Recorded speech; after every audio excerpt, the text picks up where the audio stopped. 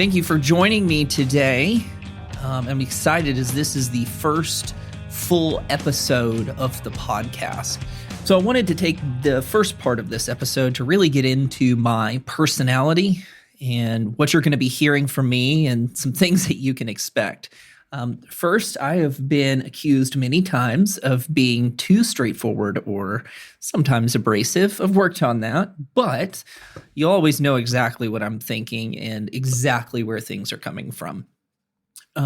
You'll also hear me be incredibly supportive and critical. I try to not be incredibly one-sided just for the sake of wanting to balance things out and always be open to new ideas, but I am very passionate about the things that I'm knowledgeable on. I'm very inquisitive on the things that I want to know more about. So you'll hear me be very, very open about what I'm thinking. I can also be very sarcastic at times. Maybe I'll throw in a little reminder now and again, maybe not. We'll just kind of see how the flow goes in all of this. But I'll let you know that a lot of these things that I'll be talking about come from my own experience. Either I have experienced them personally, or I've seen them a lot in the world around me. So none of this is just going to come from the perspective of, oh, I read it in a book, and so therefore I can speak on it. Nearly everything I'm going to be talking about is something that I've experienced or worked with as a therapist in some capacity. I also wanted to give a little bit of insight into my own history of mental health and therapy, so that anybody who stumbles upon this podcast can hear a little of where I'm coming from, can get a little bit of insight into maybe what influences me or why I would be so passionate about certain things. So I have been diagnosed with a whole host of mental health disorders. Sometimes I describe it as a rap sheet, or my brain constantly tries to tear itself apart, put itself back together, and then get distracted along the way. I'm pretty sure my brain is held together with duct tape and medication and a little bit of prayer at this point. But I use that a lot in my practice so that I can work with clients who really struggle with what mental health disorders are, how we can treat them, and the balance between doing individual work, getting couples and family work, as well as if there's medication that's ever needed. So my mental health took me on quite a journey. It started when I was younger, and I started to realize that my responses to things, particularly around anxiety, were much more heightened than my peers or anyone else around me. Didn't exactly know what was going on growing up, just knew that I had a ton of emotion. That really culminated into some problematic behaviors and relationships. I ended up quitting and walking away from things that I wish I'd stuck with. Those that know me know that one of the big regrets I have is not continuing in baseball, because dadgummit, I was a good catcher. So we'll move on from that, but that's just an easy example of where my mental health took me. On a more serious note, there's a time in high school where I spent a not so voluntary stay in a mental health facility because of my mental health. It had gotten so bad that I frankly wasn't safe at home. And my parents took a very brave step in walking me forward and getting me the help that I very, very much needed. I also struggled with a lot of mood issues and didn't find out later that I couldn't focus worth anything. I was able to skate by on it, actually. Didn't find that out till college, and God bless my wife for helping me realize that. I've also dealt with my own addiction issues, and I don't go into really deep specifics. You won't hear that in this podcast. It's not because I'm afraid of it. It's simply because when I've explained this to clients in the past, whether in an inpatient setting, outpatient, or in therapy, every once in a while I'll get a response that I cannot connect with someone, or they don't feel like I can hear them because I haven't experienced the exact same addiction that they have. So again, I'm not upset about it. I'm not anxious about it. It's simply just I want people to hear that I have a history of addiction and accept it. So for those that are skeptical, I'll give you a little bit of insight. In my addiction, I was willing to risk possibly, some time in juvenile detention. I was willing to lie, manipulate the people around me. And probably the most poignant part of all of this is I remember there were specific nights where I was laying in my bed and I was doing everything within me. I was trying to distract and pray or whatever else to not do the thing that I really, really didn't want to do, but everything inside of me was screaming. And I remember there was one night specifically where I was sitting there fighting with myself and sweating and swearing that I wasn't going to do it, swearing that I wasn't going to do it. And I was up for 2 hours just fighting this. And then I finally did it, went to sleep in like just a couple minutes. From there, it about took me out. It was one of the reasons that I had to go to that treatment facility was for that as well. So I was what you call a sprinter in addiction. My mental health was a slow burn that built up more and more over time. But my recovery was very much a sprint. I didn't take 10 years to build it up. It took me, I think maybe a year to really reach the point where I was in very deep danger. Since then, I've learned to deal with it. I've learned to work with it. I've certainly felt temptation. I've seen some of the effects of it, even in behaviors that aren't specific to the addiction I had itself. And I've seen it transfer over into some other issues that I've had to address in my own life. So I know that recovery isn't a single experience. It's not just something you wake up and attain one day. It isn't transferred by some sense of deity. Maybe if you just believe hard enough, then you'll be in recovery, or maybe if you just convince everyone around you. But one unique insight I will provide into recovery is I don't know if anyone's ever completely recovered, but I can say that I am so vastly different than I was before that I would have to jump over an insane amount of hurdles just to get back to where I was. I don't believe that I could just slip and fall one day and end up relapsing. I do believe that there's a whole process, and I've created barriers that I would have to run over to be able to relapse. So for me, the recovery process is much more in depth than just, waking up to a bad day. Let me give you an idea of some of the things that you'll hear in this podcast. I've created these categories for myself, ways that I can help balance everything out. One thing you'll hear dispersed in all of this, I've taken little snippets of my book, To Those Left Behind, Helping Partners and Families Understand and Heal from Addiction.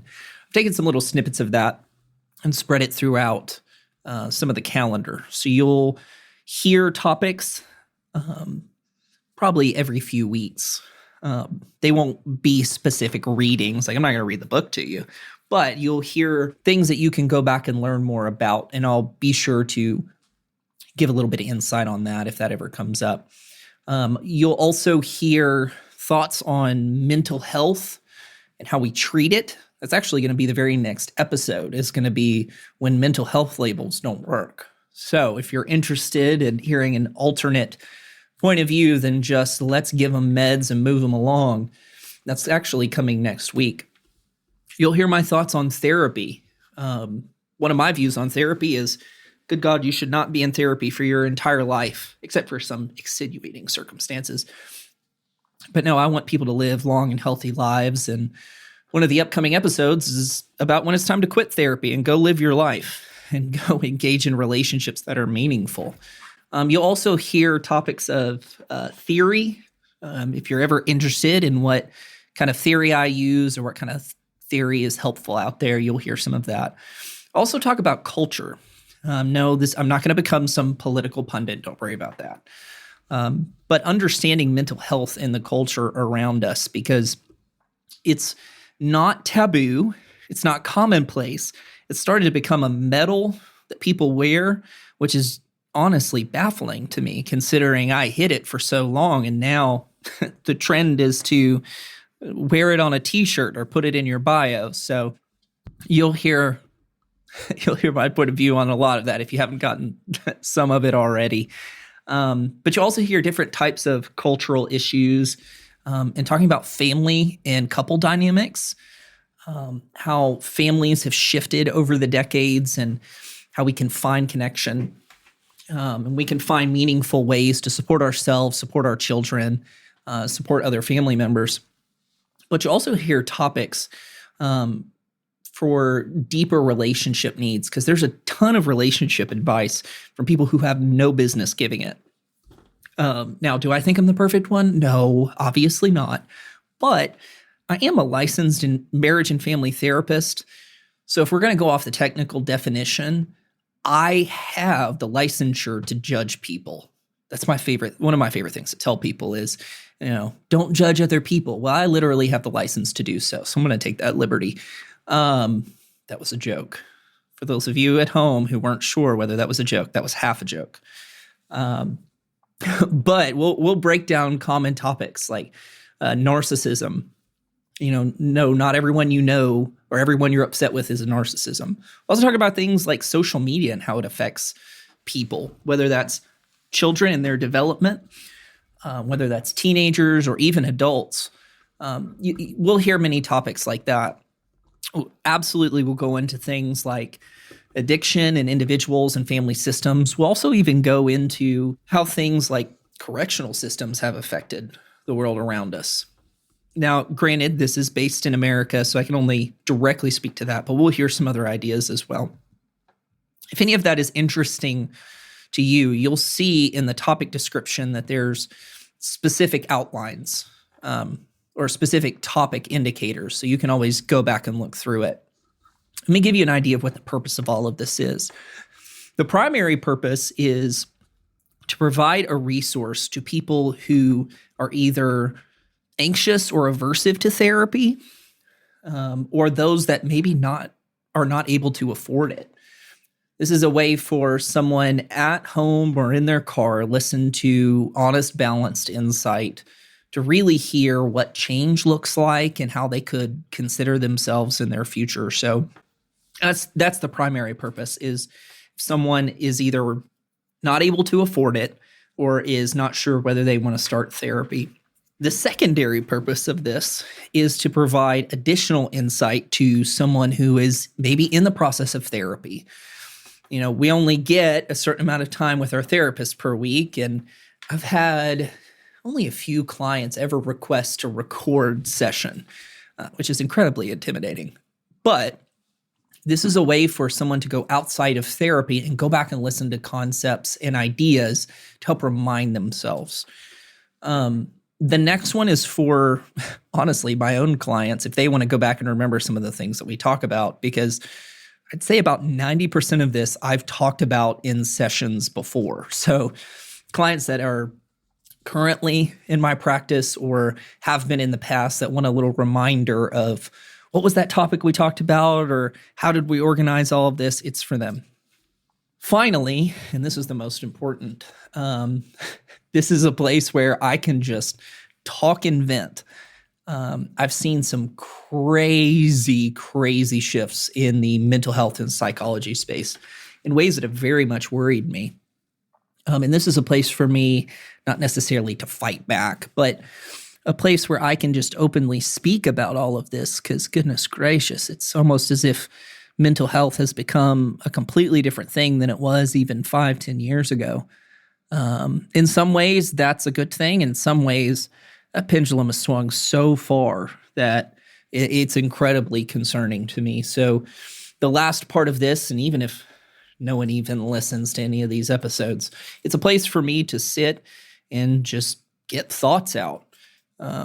You'll hear a little bit of rambling, which I think I'm afforded considering it's my podcast. So you'll hear a little bit of that. But the idea is, I'm not going to be able to speak to everybody. I'm not going to be able to give therapy to everybody. I can't write a book for everybody. But one thing I can do is provide a free resource that if anyone wants a very honest perspective, you'll get it. The last thing is to provide Oh, I guess I already said the last thing. Lord have mercy. That's that ADHD coming through. One last thing for all of this. This is not a fluffy, touchy-feely podcast. Do I care about that stuff? Yes, of course I want to care and love for people. But what we're not going to do in this podcast is talk about the 7 ways that you can find love and affection in your life. Okay, this is not a self-help nonsense podcast. Okay, nobody actually believes all of that. People don't usually do their affirmations because they think they're stupid, and most of the time they really are. This is not going to be like that, okay? You're not going to walk away feeling like, wow, my life is so much better, and then 20 minutes later you're back to the same thing. No. These are things that you can actually take and use in your life, things that are actually meaningful. So I truly do hope that you see this as a resource that is meaningful, something that can make a difference in your own life and something you can share with others. So this podcast will be coming out every Tuesday. I know it's such a dynamic day, that Tuesday. But hey, that's when my producer said to release this thing, and doggone it, I'm going to listen to him because all I'm doing is ranting for 20 or 30 minutes and he's taking care of the rest. So every Tuesday, you will see this podcast episode pop up. It's going to happen weekly. For now, I have programming out set up for over a year. So at least for a year, you're getting it weekly. After that, God bless it. I don't know if my wife's going to tell me to slow down or not, but for now, it's going to be weekly. You'll also probably not hear a lot of advertisements or anything like that. Again, I'm under no delusion that this is going to take off in any direction. But if you do feel the need to support the podcast, there will be a tip jar. You feel no pressure to do that. Money's probably just going to be to go to the producer so that I can pay him to edit these episodes. But again, if you feel the need to support it, you can in any way. Share it. There'll be links to my book as well if you feel like you want to support me that way. So I hope that you take this as a resource for yourself primarily. If you find meaning, if you find benefit in it, to share it with the people that you care about. And if you feel the need to spread it out even more, I would be incredibly thankful.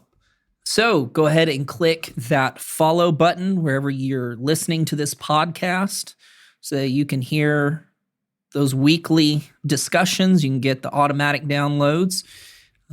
You can also, I'll be providing an email address if you want to ask any questions.